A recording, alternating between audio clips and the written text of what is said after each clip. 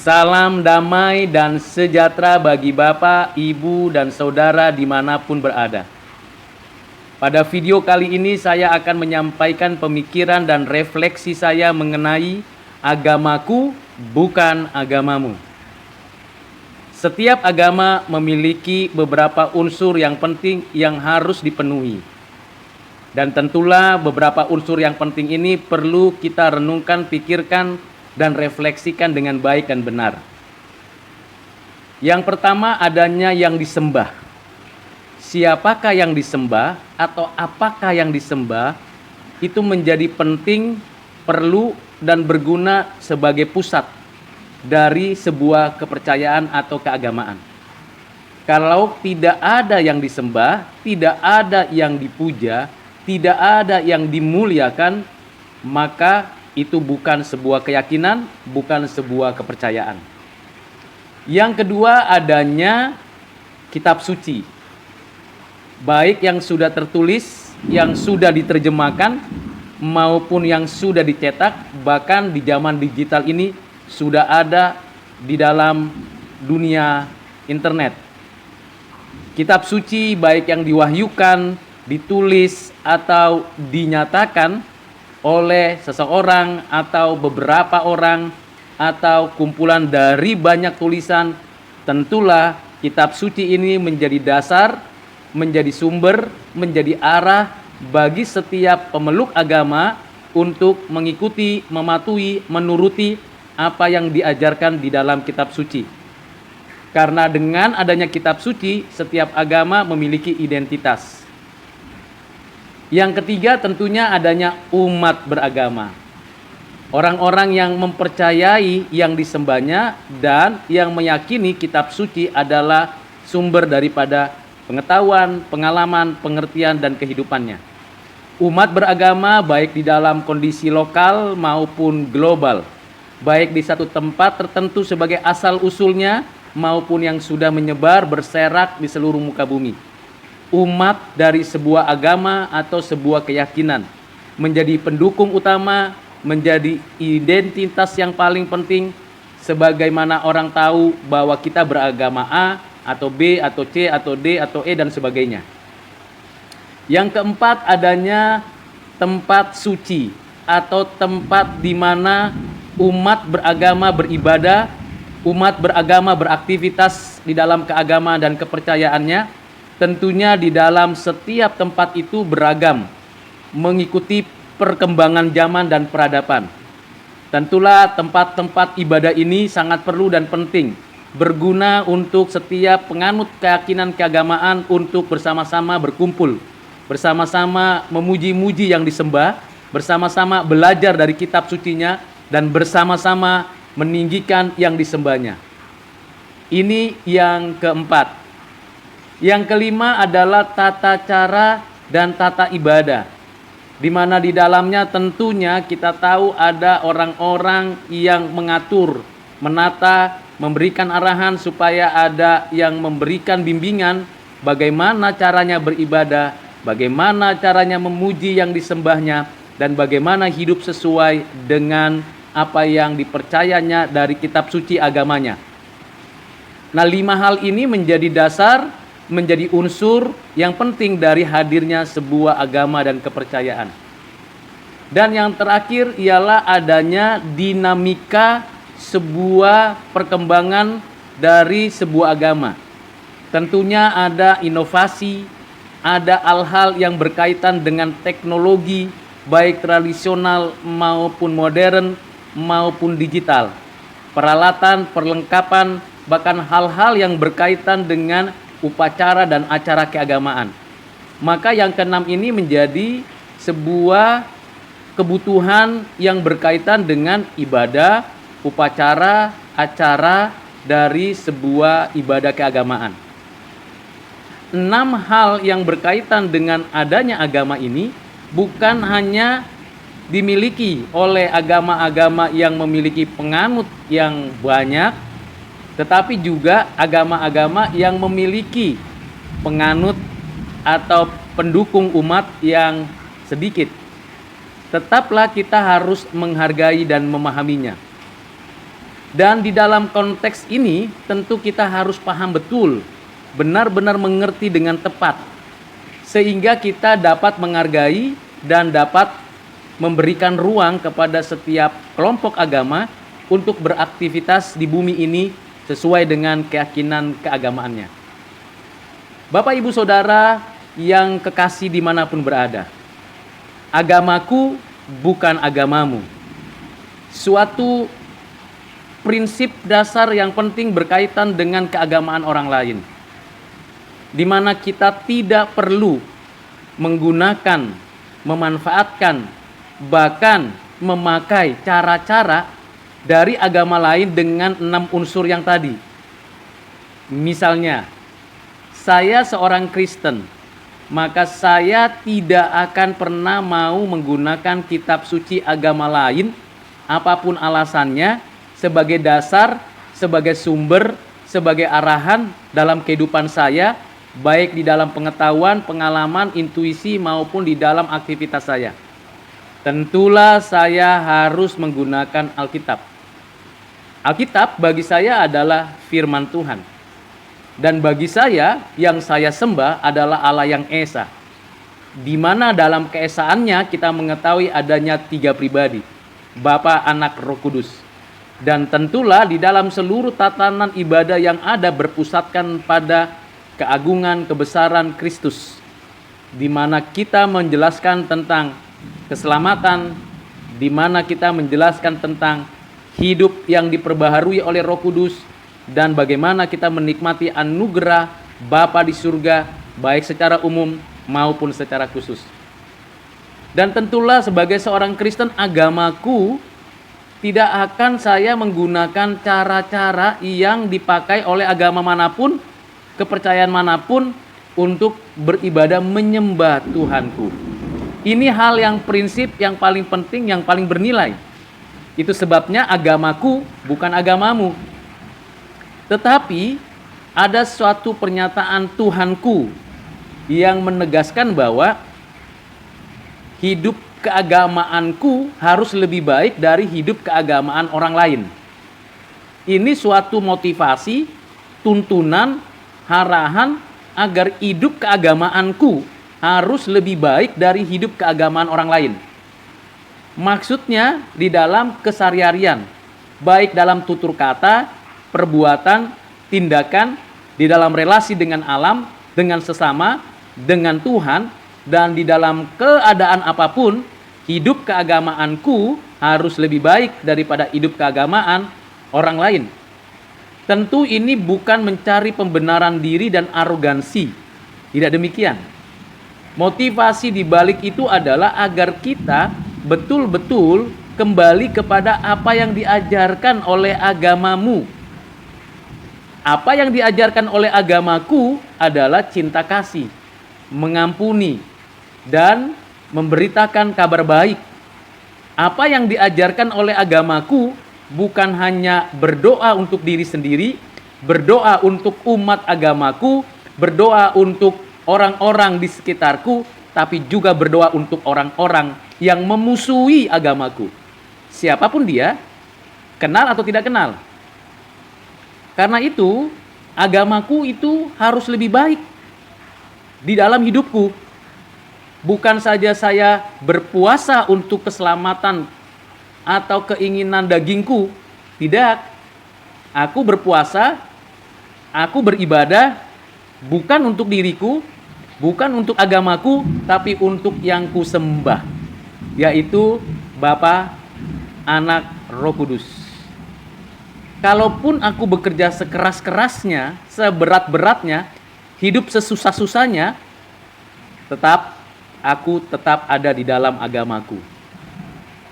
Agamaku mengajarkan bahwa aku harus setia pada apa yang dinyatakannya, yaitu terhadap janji, covenant, dan anugerahnya. Tidak ke kanan atau ke kiri. Bahkan secara tegas harus berani pikul salib, sangkal diri, dan mengikut dia seumur hidup. Agamaku bukan agamamu. Artinya kita berbeda. Tidak sama. sembahan, persembahan, dan sesembahan itu berbeda. Saya beragama Kristen, persembahan saya bagi kemuliaan Tuhan. Bukan untuk keselamatanku. Kalau saya berbuat baik kepada orang lain, bukan untuk keselamatanku, bagi kemuliaan Tuhan.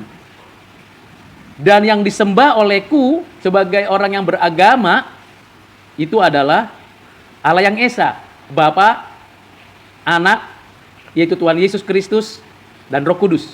Tidak ada yang lain yang disembah. Karena agamaku bukan agamamu. Jangan tarik aku ke agamamu.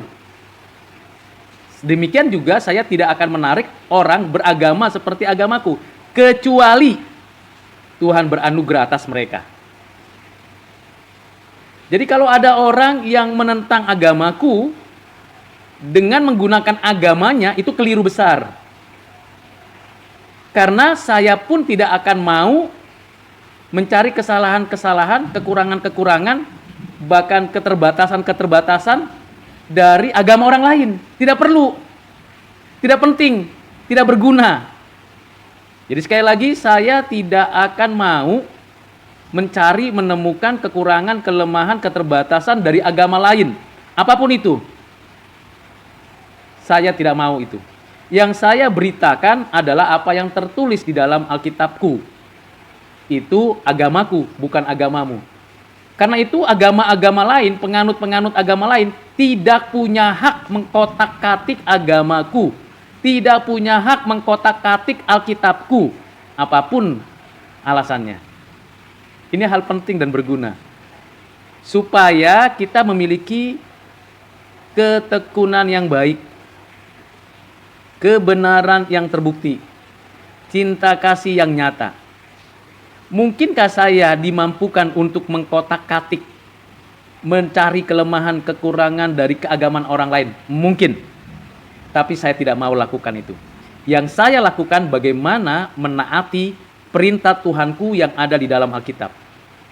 Yang pertama tentu tidak menyembah berhala buatan tangan manusia, tidak membuat patung untuk disembah, tidak mengucapkan, memanggil nama Tuhan dengan sembarangan, selalu ingat bersekutu bersama di hari ibadah, dan selalu menghormati orang tua, tidak membunuh, tidak berzina, tidak mencuri, tidak bersaksi dusta, tidak menginginkan harta milik orang lain, harus patuh kepada pemerintah, ikuti ketentuan-ketentuan yang berlaku, mengasihi musuh dan memberkati, menyatakan cinta kasih, menolong semua orang tanpa diskriminasi, dan selalu penuh dengan sukacita dalam segala hal, walaupun sulit, walaupun susah, walaupun sakit, walaupun tidak mendapatkan apa-apa. Itu ajaran agamaku. Bagaimana ajaran agamamu? Lakukan menurut agamamu. Tetapi jangan merusak, mengganggu, dan bahkan mengacaukan agama orang lain. Itu sebabnya tidak perlu menggunakan terminologi, istilah, dan segala sesuatu yang berkaitan dengan keagamaan orang lain. Misalnya ambil contoh. Di dalam Alkitabku ada banyak nabi. Paling tidak 5 nabi besar dan 12 nabi kecil. Tentunya ada banyak nabi-nabi yang lain yang tidak tertulis di dalam Alkitab. Ada banyak rasul. Setidaknya 12 rasul, ditambah Rasul Paulus. Dan kita tahu itu yang tertulis dalam Alkitab. Di luar itu, di luar apa yang diajarkan Alkitab, bagi agamaku itu bukan nabi, itu bukan rasul. Mungkin saja saya bisa memiliki yang namanya fungsi atau peran seperti nabi, seperti rasul. Tetapi saya bukan nabi dan saya bukan rasul. Misalnya memberitakan kabar baik, mengajarkan Injil Yesus Kristus, itu memberikan gambaran kepada saya bagaimana saya merujuk pada Alkitab. Tetapi jabatan itu sudah tidak ada lagi. Ada yang mengada-adakan, pasti itu bukan dituliskan di dalam Alkitab. Dan hanya satu juru selamat di dalam agamaku, Yesus Kristus namanya. Di agamamu atau kepercayaanmu, bebas mau pilih siapa. Tetapi aku yakin di Alkitabku, di agamaku, hanya satu juru selamat. Ini hal penting. Agamaku bukan agamamu. Itu sebabnya jangan paksakan atau jangan desak atau tuntut orang lain mengikuti kepercayaanmu. Kita yang menyaksikan saja, seperti yang saya lakukan, memberitakan saja apa yang diajarkan di dalam Alkitab, melakukan apa yang diperintahkan oleh Tuhanku untuk aku hidupi seumur hidup, berkarya di buminya karena bumi ini miliknya, kepunyaannya, dia berdaulat mutlak, dan dia berbagi kasih kepada siapa saja. Di dalam Alkitabku diajarkan, di dalam agamaku diajarkan bahwa Allahku mengasihi orang yang beragama lain. Beda agamanya, beda keyakinannya, beda yang disembahnya, bukan Allah yang ada dalam Alkitab, tetapi Allahku mengatakan bahwa dia memberkati dengan anugerah umum. Wow, luar biasa bukan? Inilah keyakinan agamaku. Bahkan secara khusus, dia, Tuhan yang kusembah itu adalah Tuhan yang memberikan pencerahan. Supaya orang-orang yang tidak beragama seperti aku, mereka mendapatkan pencerahan, mendapatkan kebenaran, mendapatkan pendidikan, mendapatkan berkat di alam ini, dan hidup sampai akhirnya Tuhanku memanggil, membawa mereka ke tempat di mana nanti ada hari penghakiman dan hari penghukuman. Ini ajaran agamaku. Jadi di dalam agamaku tidak ada kebencian terhadap sesama. Tuhanku bahkan tidak pernah berbuat dosa. Tuhanku bahkan mati menyerahkan nyawanya untuk menebusku. Itu agamaku, bukan agamamu. Bapak Ibu Saudara yang kekasih di dalam Tuhan, saya memberikan penegasan dan penjelasan pemikiran ini supaya kita tahu, kita ngerti posisi masing-masing kita, di mana kita berpijak, di mana kita betul-betul berada. Apakah orang-orang yang memiliki agama seperti saya yakin hidupnya sudah benar? Jawabannya belum tentu. Ada banyak proses. Rohaniawan Kristen, pemimpin agama Kristen, orang-orang Kristen yang mengaku murid Kristus, tetap ada proses untuk semakin sempurna. Jatuh bangun itu biasa. Ini diajarkan di dalam agamaku. Jadi tidak ada orang yang sempurna. Ada kekurangan, ada kelemahan, ada keterbatasan umat dari agamaku. Jadi tidak ada yang disembah, diagungkan, ditinggikan, dihebatkan dirinya karena dia masih manusia. Umat agamaku, yaitu Kristen, tidak akan mengidolakan, memposisikan manusia, apapun jabatannya di gereja, sebagai sumber pengajaran. Tidak. Yang menjadi sumber pengajaran Alkitabku. Kebenaran yang sudah dinyatakannya. Bahkan kita tahu dan saya pun tahu, seluruh 6 unsur itu dikerjakan dengan dinamis. Saya dapat menyembah Tuhan dimanapun dan kapanpun. Saya membaca Alkitab dimanapun dan kapanpun, dalam bahasa apapun, agar bisa mengerti. Saya meyakini hanya Yesus Kristus yang menjadi pusat dari keagamaanku. Dan saya percaya bahwa tempat dimanapun bisa menjadi tempat persekutuan orang-orang yang percaya kepada Kristus. Dan saya yakin dengan sungguh-sungguh semua tata acara ibadah dan semuanya itu untuk membangun persekutuan yang baik, yang indah, yang mulia. Dengan demikian makin jelas agamaku bukan agamamu.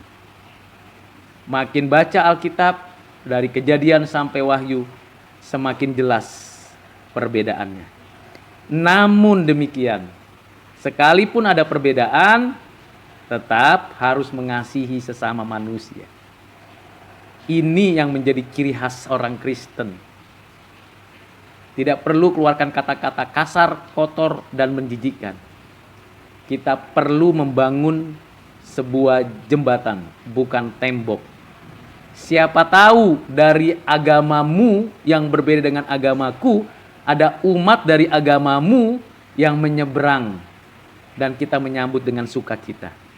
Dan siapa tahu ada orang-orang yang sebenarnya dia bukan warga daripada kehidupan beragama Kristen, tapi dia bercokol di dalamnya. Siapa tahu dia lama-lama akan hengkang dan pergi dari agama yang saya anut. Kita tidak tahu. Dan di dalam kekristenan, di dalam agamaku tidak boleh menghakimi nasib kekekalan orang lain, kecuali menghakimi orang-orang yang melakukan kejahatan. Selain pemerintah mengadakan tindakan regulasi hukum terhadap orang-orang yang melakukan kejahatan, tetap di dalam kekristenan ada yang namanya disiplin gerejawi. Karena itu, mari Bapak Ibu Saudara, tetapkan hatimu, tegakkan dirimu, nyatakan siapa dirimu, dan saya meyakini aku orang Kristen. Berpusatkan pada Kristus, bukan kepada manusia. Tuhan memberkati Bapak, Ibu, Saudara. Amin.